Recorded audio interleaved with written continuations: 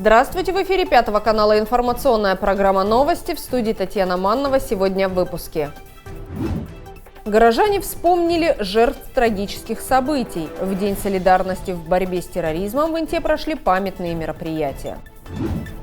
Инта с любовью. К юбилею города в Приполярье будет выпущен праздничный номер газеты. В округе началась профилактическая иммунизация населения против гриппа. Медики приглашают горожан на бесплатную вакцинацию. Национальная семья «Храним традиции». Интинская семья признана одной из лучших в Республике Коми. На основании постановления городской администрации с 5 сентября Интинская ТЭЦ начала подачу тепловой энергии в многоквартирные дома. Для социальной сферы Инты отопительный сезон стартовал 3 сентября. Подача отопления проводится поэтапно, по графику, согласованному мэрией. Для подключения жилищным организациям необходимо подать в интинский филиал Коми энергосбытовой компании заявку вместе с документами, подтверждающими готовность домов к приему теплоносителя.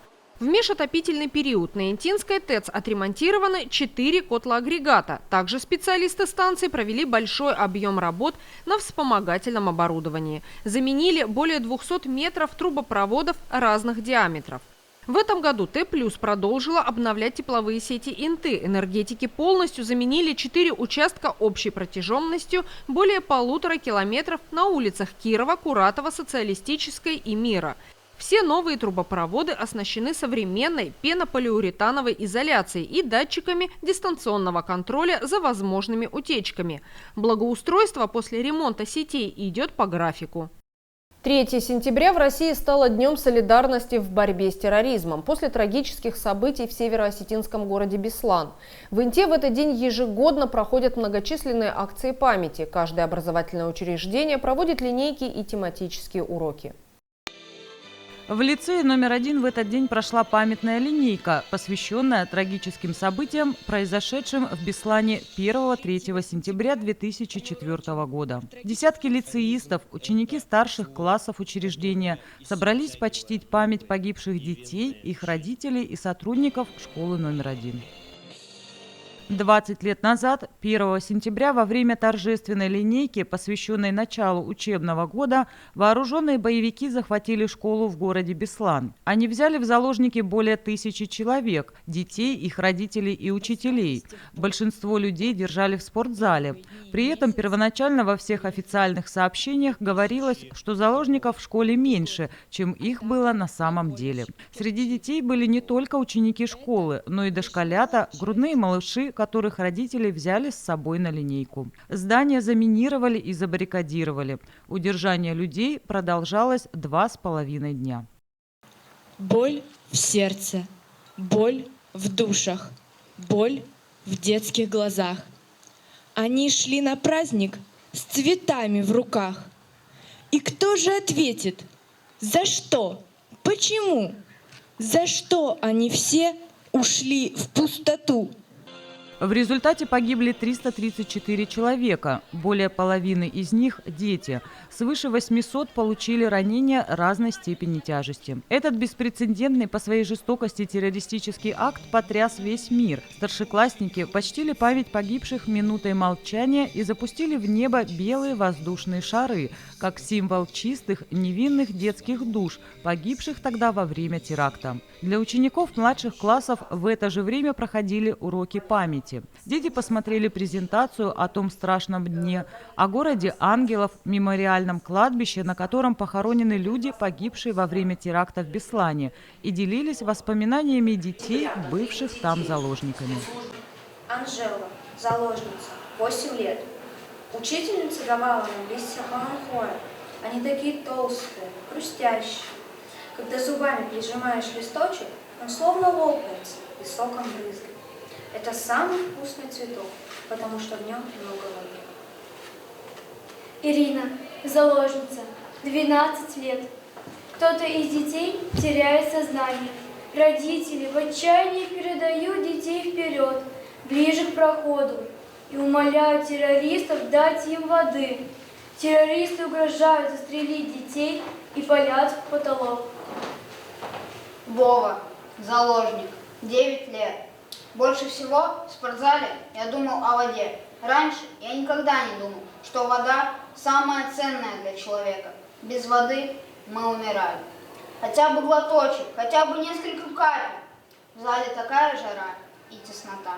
У многих детей поднялась температура, а на исходе вторых суток люди стали умирать. Марина, заложница 13 лет. Тела умерших не разрешали выносить из помещения, чтобы вызвать страх. Не оказывали медицинскую помощь никому.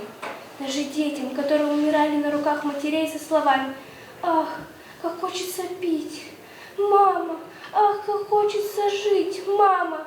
Это было нечеловеческое зверство. Ученик 9 класса Максим, заложник. Террористы растянули бомбы по спортивному залу и прикрепили к стене на скотче. 3 сентября, около часа дня, скотч оторвался. Раздается взрыв, мощный удар. Это начало конца. Наступает хаос. Одновременно с первым взрывом поразительным образом воспламенилась и крыша спортзала. Потолок начал плавиться и гореть. Люди вспыхивали, как факелы, и горели заживо. Через разбитые окна и стены мы стали пробиваться на свободу, спасая свои жизни.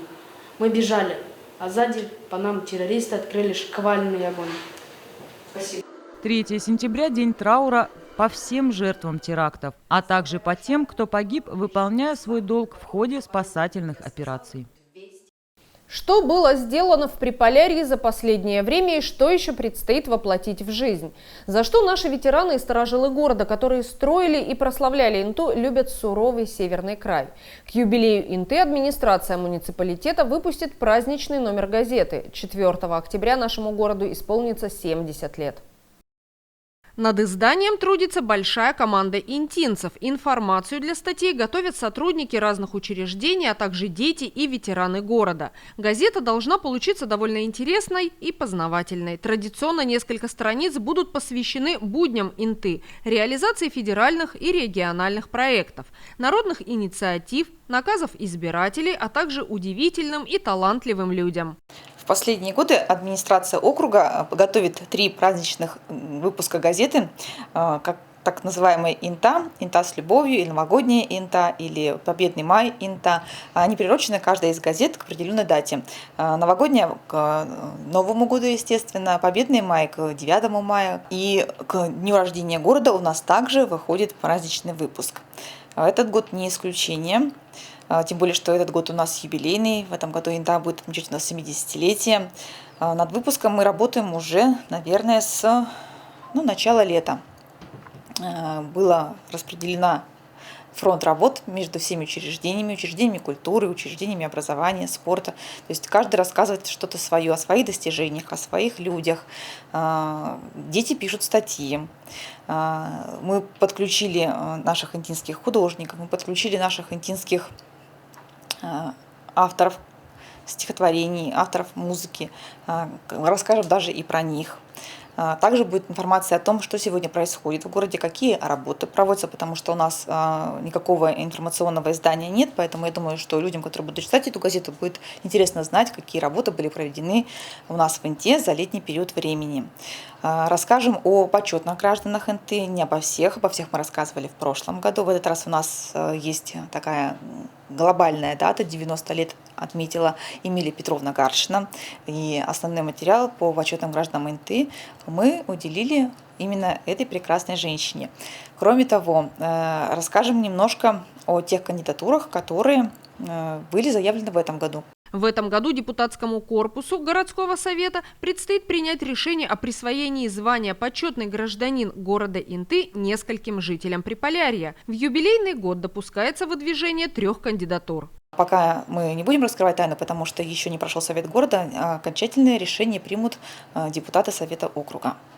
Я думаю, что газета будет интересна всем, потому что она рассчитана на людей разного возраста, от самых маленьких до людей уже старшего поколения. Там будет информация как про Инту, как становилась Инта, какие достижения были сделаны, чем славился наш город на протяжении различных десятилетий. 40-е, 50-е, 60-е, 70-е годы расцвета, нынешнее поколение. Поэтому очень надеемся, что газета будет всем интересна, информативна. Получить ее можно, я так полагаю, во время праздничных мероприятий, потому что она готовится именно к Дню города. Праздничных мероприятий у нас будет очень много, и интинцы, которые будут посещать эти праздничные мероприятия, я уверена, что смогут получить этот экземпляр и оставить себе его на память. Традиционно праздничный выпуск газеты будет наполнен огромным количеством фотографий и исторических фактов об Инте. К юбилею города будет напечатано 500 экземпляров. В администрации округа прошел организационный комитет по подготовке к празднованию Дня города. Муниципалитет готовится к предстоящему большому празднику. Традиционно в Интинском округе пройдет череда торжественных встреч, тематических программ и культурно-массовых мероприятий.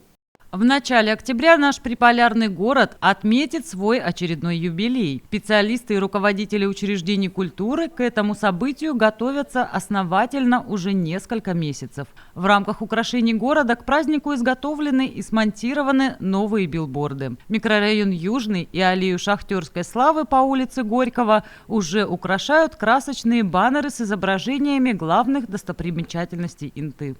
Нашим организационным комитетом по празднованию 70-летия города Инта было принято решение об изменении нашей экспозиции на улице Горького. Оргкомитет поручил представить эскизы экспозиции нашей централизованной библиотечной системы. Творческий коллектив подошел к этому серьезно, и экспозиция была представлена уже в апреле этого года. Разработкой занимался творческий коллектив в Центральной библиотеке, и сейчас наши интинцы уже могут увидеть готовую экспозицию на улице Горького. Мы постарались представить все направления, все то интересное, что можно увидеть в нашем городе и в его окрестностях. Надеемся, что наша экспозиция понравится. Пользуясь случаем, поздравляю всех наших интинцев, больших и маленьких, с предстоящим юбилеем города Инта. С праздником! Празднование Дня города планируется не ограничивать одним днем. Подготовка к 70-летию нашего города началась уже давно. Еще весной мы собирались организационным комитетом и режиссерской группой для того, чтобы определить концепцию мероприятия и те основные моменты, которые будут в этот день, 4 октября этого года. Скажу, что подготовка проходит в непростых условиях, это все знают, но тем не менее юбилей города нужно отметить обязательно, потому что город строился в непростых военных условиях. Этому городу отдали свою жизнь, свое творчество очень многие поколения людей. Город любят и вспоминают, поэтому наш город достоин того, чтобы отметить его юбилей достойно. Из традиционных мероприятий, которые пройдут 4 октября, это, конечно же, у закладного камня соберутся молодежь и ветераны и почтят память первостроителей Инты. Затем состоится так называемая красная дорожка, это чествование людей, которые вложили на благо Инты много труда. Затем пройдет праздничный концерт, торжественный концерт, в котором примут участие как наши коллективы самодеятельности, так и самодеятельные коллективы из других городов. На сегодняшний день уже дали согласие приехать ансамбль «Крылья» из Воркуты, из Печоры воздушные гимнасты. Согласовывается приезд коллектива бального танца из Ухты. Из Сыктывкара дали согласие приехать Ольга Сосновская и Владимир Юрковский. И из Сыктывкара семейная пара – это дуэт Комиморт. Кроме того, на всех площадках других учреждений культуры, сельских домов культуры, везде будут проходить свои концерты, свои мероприятия. Большая праздничная концертная программа с юбилеем Инта, которая по традиции собирает множество горожан и гостей Инты на центральной площади Инты, запланирована в 7 часов вечера, непосредственно в День города. 5 октября празднование продолжится. Дворец культуры и техники проведет молодежную дискотеку с участием шоу барабанщиков из столицы региона. В Инте началась вакцинация против гриппа. Центральная городская больница получила около 2000 доз лекарственного препарата для взрослого населения. Сегодня любой желающий может бесплатно сделать прививку. На данный момент вакцинация является наиболее дешевым, эффективным и безопасным способом сохранить здоровье от гриппа. В этом году Центральная больница получила 2 разных медицинских препарата. Обе прививки, по словам врачей, легко переносятся и не имеют особых противопоказаний. Для выработки иммунитета обычно достаточно 2 недель. С приближением осени мы вспоминаем сразу о профилактике простудных заболеваний, ОРВИ, ну и прочих грипп, да. Конечно, наиболее эффективная профилактика – это вакцинация. Мы говорим сейчас о вакцинации против гриппа. Когда мы ожидаем всплеск заболеваемости, сказать, конечно же, не могу, потому что это зависит от очень многих факторов. Поживем, увидим, что называется. Но, как правило, подъем заболеваемости у нас начинается в глубоко осенний период времени. Это приблизительно ноябрь, декабрь, январь. Вот эти 3, а то и 4 месяца мы живем в повышенном уровне заболеваемости ОРВИ и гриппом.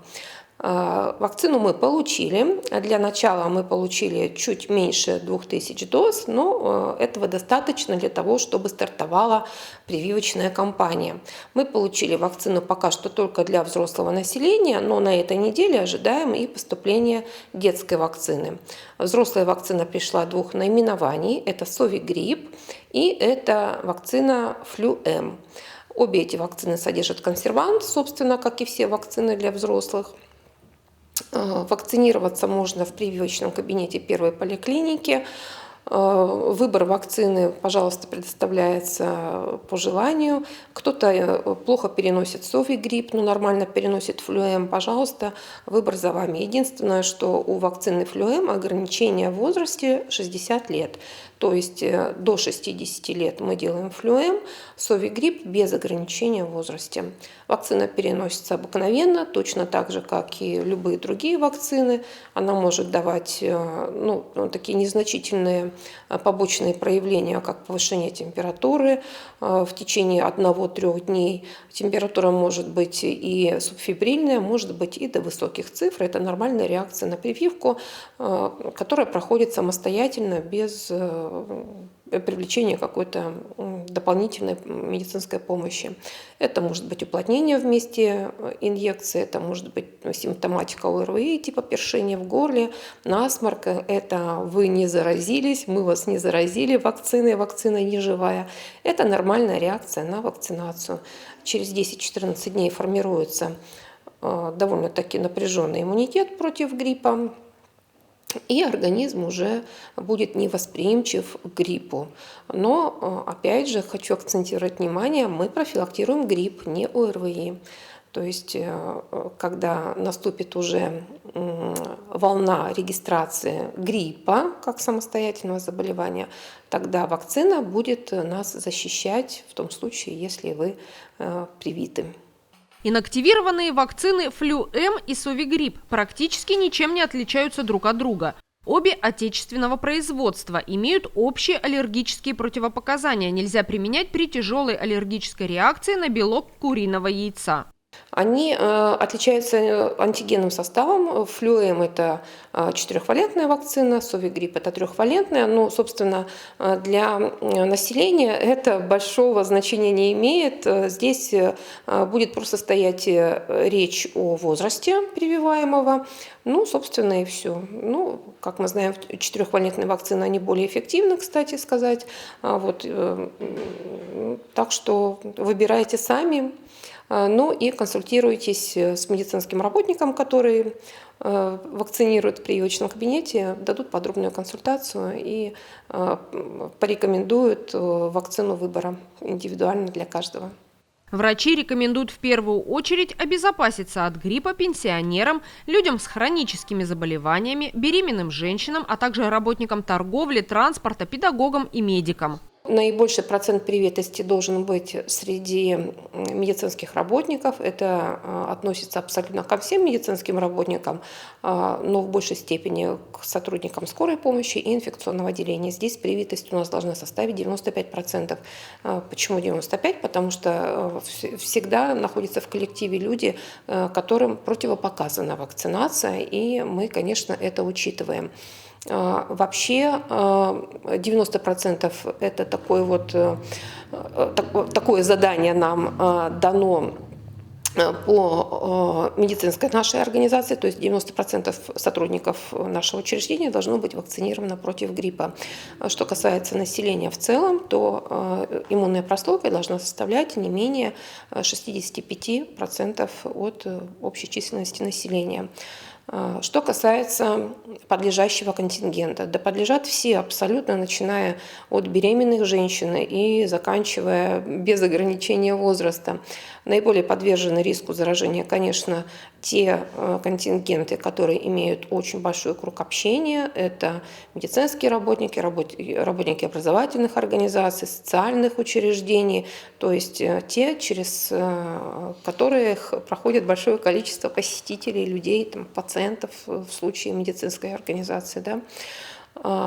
Также, кроме работающих, конечно, обязательно нужно вакцинироваться лицам старше 60 лет, потому что они входят в так называемую группу риска по количеству осложнений. Именно в этой возрастной категории заболевание протекает с осложнениями, скажем так, то есть риск возникновения осложнений очень высок. Кроме того, в группу риска попадают люди с хроническими заболеваниями, такими как заболевания бронхолегочной системы, сердечно-сосудистой, сахарный диабет, избыточный вес. Любые хронические заболевания, они все усугубляют течение гриппа. То есть у людей из данных перечисленных групп риск возникновения осложнений крайне высок. И именно эти категории пациентов чаще всего попадают в реанимацию, и у них очень быстро заболевание переходит в такие осложнения, как пневмония, вирусно-бактериальная этиология, то, чего мы боимся больше всего. И у этих пациентов пневмония развивается чаще всего, и, конечно, не исключаем самый наихудший итог – летальный исход.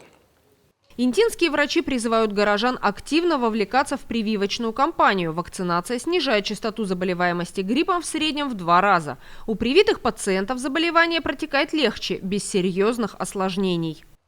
В столице Республики Коми торжественно открыли аллею семей. На фотовыставке представлено 26 лучших семей из разных уголков нашего региона. На одном из штендеров с полотнами интинцы. Большая и дружная семья Кожевиных прошла конкурсный отбор и победила в номинации «Национальная семья. Храним традиции».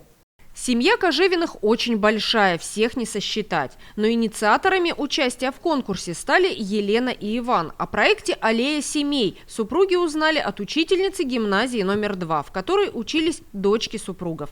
Елена Михайловна и Иван Васильевич родились в семьях потомственных оленеводов. Они гордятся своими родителями, бабушками и дедушками, которые всю свою жизнь посвятили тундре и коми-земле. У нас большая национальная семья, коми-семья. Родоначальница наша является бабушка Беляева Валентина Ивановна, ей 90 лет. У нее 11 детей, 23 внука, 33 правнука и 1 праправнук. То есть большая семья. Чтим мы наши традиции тем, что мы разговариваем дома на коми-языке. На каждом нашем большом застолье семейном мы готовим семейные традиционные национальные блюда. Бабушка родом из деревни Епа, потом переехала в село Петрунь. Более 50 лет проработала дояркой в совхозе. Дедушка по папиной линии, отец, мама и брат Елены Михайловны – потомственные оленеводы. Папе 63 года, Канев Михаил Ксенофонтович, он до сих пор ездит в тундру, более 48 лет он отдал своему любимому ремеслу. Папа являлся ежегодным участником в празднике Терыбкер, занимал почетные места в номинации «Ловля арканом». К сожалению, я повторюсь, он сегодня не может присутствовать с нами, так как находится вдали, около Карского моря. Брат мой, он продолжает его дело, он ездит в тундре со своей семьей. Мой дедушка, он оленевод, я его люблю, и мы часто едем в тундру. И в тундре один раз мы поехали с ночевкой. Мы поставили свой чум, и я помогала дедушке строить его. Это было зимой. Потом мы зашли и разожгли костер, обустроились и решили переночевать. А еще У нас есть семейная избушка, и мы там часто туда едем с ночевкой и собираем ягоды. Голубику, морожку и чернику. Больше всего мне интересно то, что меня катает дедушка на оленях. Очень интересно, познавательно. Олени бывают быстро бегают. Все члены семьи Кожевиных чтут традиции своих предков. Взрослые и дети часто собираются вместе. Младших учат коми-языку, рассказывают о профессии оленевода и чумработницы. Ксюша и Оля очень любят ездить к родственникам в Абись. Я очень сильно понимаю по коми, но почти не говорю. Чаще всего мы собираемся на всяких праздниках. Например, Новый год, день рождения, 8 марта, 23 февраля. И летом очень часто бываем в Абизе. Семья у нас очень большая, очень дружная и крепкая семья. Родители стараются говорить дома на коми-языке, чтобы дочки тоже его знали. Сама Елена Михайловна до 7 лет не знала русского языка. Пока она не пошла в школу, говорила только по коми. Мы росли в чуме, мы росли в тундре, и мы разговаривали только на коми-языке. В 6 лет я пошла в школу, и я столкнулась с тем, что там надо разговаривать на русском языке. И я учила русский язык, то есть с нуля, начиная с 6 лет. На фоне двуязычия, как я сейчас понимаю, как специалист, у меня началось заикание. То есть мы с мамой сами справились с этим, мама мне очень помогала. Хотя вот мы разговаривали на коми-языке, но мама нам каждый вечер в чуме читала. Мы так любили «Серую шейку» рассказы. Мама каждый вечер нам читала, поэтому, может быть, и не составило труда перейти действительно на русский язык. Дома мы разговариваем на коми-языке, но, к сожалению, дети не знают, понимают коми-язык, но не разговаривают. Но ничего, мы это исправляем, детей мы учим. И я думаю, что вот к сознательному возрасту, к 15, то есть годам мы так планируем, дети все-таки начнут разговаривать у нас на коми-языке. Елена Кожевина часто вспоминает свое детство, которое прошло в тундре. Говорит, оно было по-настоящему счастливым, несмотря на то, что приходилось много трудиться и помогать родителям наравне со взрослыми. С рождения до 13 лет мы, можно сказать, все время проводили время в тундре, в любое время, каникулы. Все лето мы были, на протяжении всего лета мы были в тундре с родителями. Мы, как дети, были первыми помощниками у наших родителей. Мама ездила много лет одна в тундру, и у нее было, под ее руководством, так сказать, она помогала, у нее было 10-12 человек, то есть мужчин. Она всем готовила, стирала, убирала, вот в таких вот спартанских условиях. И я помогала маме. Как ни странно, как ни было бы трудно, но нам очень нравилось. Мы очень любили вот это время, когда мы проводили с семьей время. Мама с папой, мы вместе ходили за ягодами, мы вместе ходили с ними на рыбалку. Это было самое замечательное время. Я очень часто вспоминаю. Жизнь в тундре научила нас быть сильными, научила нас быть твердо идти к своей цели. То есть, когда шел на улице дождь, град, ветер, несмотря на все это, мы вставали и ехали, продолжали наш путь. И поэтому это сейчас очень в жизни нам вот пригодилось. Анна Леонидовна, тетя Елены Михайловны, родилась в селе Петруни. Несмотря на то, что ее мама работала дояркой в совхозе, она хорошо знакома с профессией оленевода и чумработниц. И у нас в селе Петрунь, вот как вы с детства помню, всегда проходили осенью забой. И мы знали, кто такой животный олень, что дает нам олень, мясо, шкуры. Мы ходили в детстве в малицах, нам малицы шили. Пальто не было. Потом уже взрослеть стали, нам стали шить пимы. Это классно было что-то с чем-то. И мы знали труд оленеводческий, хотя мы сами, вот наша семья, не ездила. Но я потом уже, когда Галя вышла, сестра, замуж за Михаила Ксенофонтовича, я и с Галей, с Мишей 4 дня была в тундре, как-то у Гали поясница схватила, я поехала, помогала, и чум ставили, яндали, и аргыш, это самое, вели, погода была такая отвратительная. То есть нам это все очень близко и знакомо. Моя мама, как в Епе родилась, она 7 лет была в бригаде рыболовов. тогда же время было очень тяжелое. Вот, она зарабатывала уже с 7 лет. Вот в Абизе был завод по переработке рыбы. И вот у них 2 или 3, что ли, большие бригады ловили рыбу, сдавали в Абись. И вот она тоже ездила, помогала ловить рыбу. Она говорит, потом дадут, говорит, 3-4 рыбины, говорит, в передник заверну, бегом домой несу рыбу. Потом она с 14 лет, тогда же был как-то закон, не закон, правила, отправляли всех на лесозаготовки.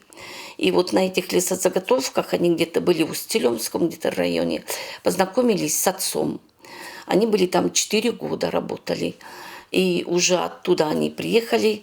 И с Епы отец его привез в начале 53-го года в Петрунь, большую отцовскую семью. Она приехала, она была 9-м членом семьи, в семье дедушки и бабушки. Ну, вот там вот я родилась, 11 последующих сестер и братьев. Вначале мама работала на конюшне, отец был тоже конюхом. А мама помогала телятницей, а потом всю оставшуюся жизнь до своей пенсии она работала дояркой. Доярки пошла сестра Лена, покойная. А воспитателем в нашей семье первая была я. После школы меня наша директриса Анна Фатиевна повезла в Сыктывкар с моей односельчанкой, с Галей Каневой. Поступили, отучились. Я потом в Абизе отработала очень много лет воспитателем, заведующей. Аленка вступила вот в мою стезю воспитателем. Еще одна племянница у сестры Лены, Татьяна Артеева, тоже работает воспитателем в детском саду. Ну и получилось так, что моя внучка пошла. Сначала вот младший воспитатель, но поступила уже учиться заочно, будет воспитателем. Короче, я открыла дорогу работать с детьми. Это очень сложная, но очень интересная работа. Существует много определений семьи. Для Кожевиных семья – это всегда взаимопонимание, дружба, поддержка и любовь. Все члены семьи проявляют уважение и заботятся друг о друге. Поэтому каждый чувствует уют и тепло домашнего очага. Это все, о чем мы хотели рассказать вам сегодня. Смотрите новости на 5 канале, будьте в курсе значимых событий НТ. Всего доброго и до свидания.